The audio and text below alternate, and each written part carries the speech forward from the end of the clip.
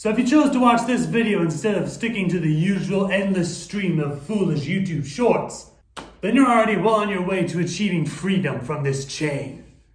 And now you will learn the truth about how these apps keep you hooked for hours and how to break free of it. Now before we go any further, we need to get a basic concept out of the way.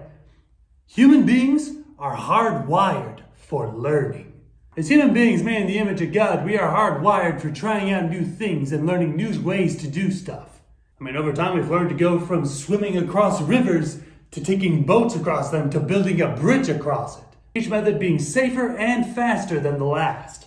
It's how we became the dominant species on this planet after all. However, what these social media companies have done is taken this instinct to learn and have bastardized it.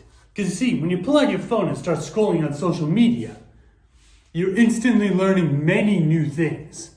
And of course, since our brains are hardwired for learning new information, we just keep going learning new stuff. Like, oh, there's a recipe for this, or ooh, there's a method for making money in that. There is so much information out there, and all of it is in this little device. And so we keep scrolling and scrolling, and our brains get flooded with information and dopamine like nothing else. And by the time you're done, you realize, oh shoot, I've been at this for 3 hours. Where did my day go?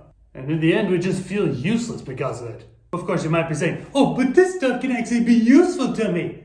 How much of it is useful? Give me a number of reels that you watched today that were actually helpful for your life. Was it like even 1 or 2, 5, 10 maybe out of 200 you watched?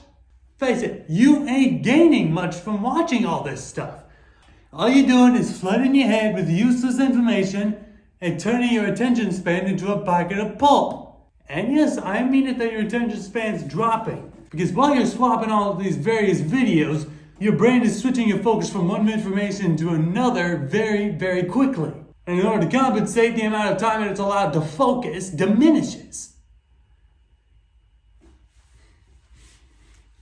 So as you're scrolling and you're swapping between different information, your brain is slowly but surely frying itself.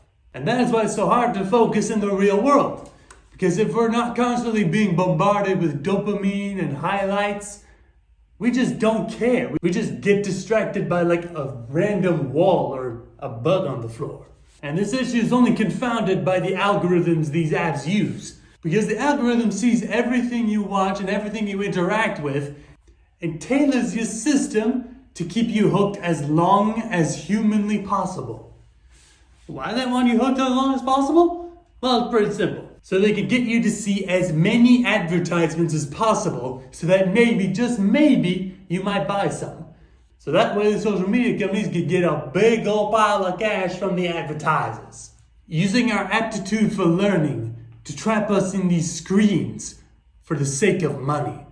Truly a wicked scheme. And despite what one may believe, as long as we still scroll on these apps, our situation will only become more and more dire. And so we're gonna have to reverse this.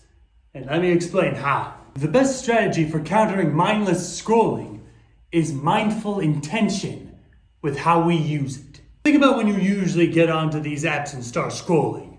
You typically do it because you're bored, or you want entertainment, or you want to learn something, or whatever.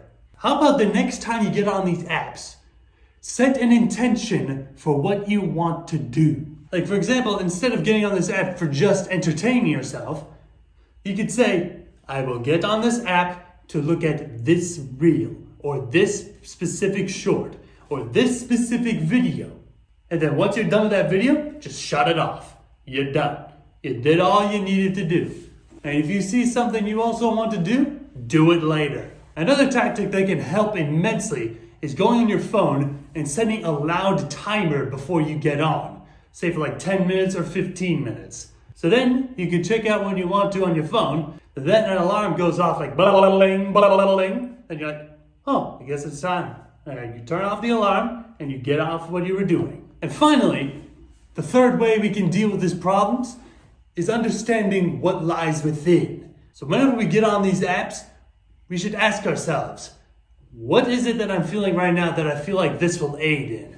Then you can ask the question, will I feel better afterwards?